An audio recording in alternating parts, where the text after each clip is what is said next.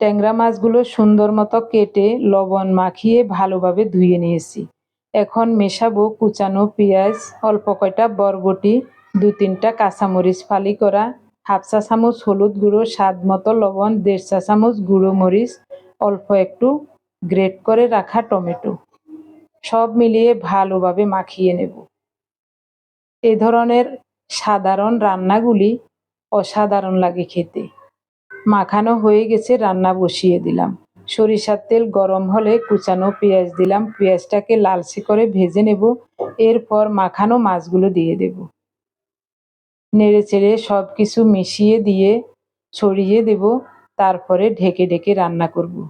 মাছ মাখানো বাটিটা ধুয়ে অল্প করে একটু জল দেব। ঢাকা দিয়ে 7-8 মিনিটের মতো রান্না করব। 7-8 মিনিট পর একটু উল্টিয়ে দিচ্ছি। ওপিঠটাও একটু ভাজা ভাজা হলে এরপরে দেব ফোটানো গরম জল, খুবই অল্প করে। তরকারিটা মাখো মাখো রান্না করব। এভাবেও খাওয়া যাবে, তবে আমি সামান্য করে একটু জল দেব, মাখো মাখো রান্না করব তার জন্য। ভিডিওটি ভালো লাগলে চ্যানেলটি সাবস্ক্রাইব করে পেজটি ফলো করে আমাদের সাথে থাকবেন। রান্নাটা খুবই চমৎকার হয়েছে আর খেতেও খুব ভালো লাগছে। ধন্যবাদ সবাইকে।